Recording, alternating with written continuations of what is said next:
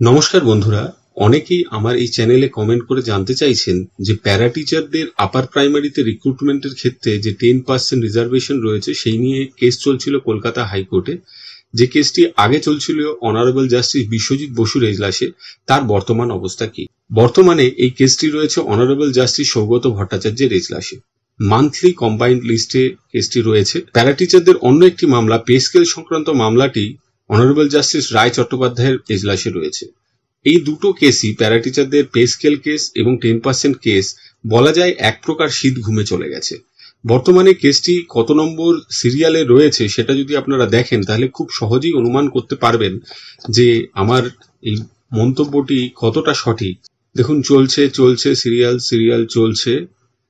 চলতে এই 355 নম্বর সিরিয়াল, যেটা কিনা Siddique Sardar and others versus state of West Bengal, এই সিরিয়ালে রয়েছে। স্বাভাবিকভাবে আগস্ট মাসের 5 তারিখে যে মান্থলি কম্বাইন্ড লিস্ট বেরিয়েছিল তাতে 355 নম্বর সিরিয়ালে থাকলেও কেসটি আগস্ট মাসে ওঠেনি। আগামীকালও এই কেসটির কোনো লিস্টিং হয়নি। ফলে স্বাভাবিকভাবেই এটা সেপ্টেম্বর মাসের মান্থলি লিস্টে কোন জায়গায় থাকে এবং আদৌ সেপ্টেম্বর মাসে শুনানি হয় কিনা সেদিকে আমাদের তাকিয়ে থাকতে হবে।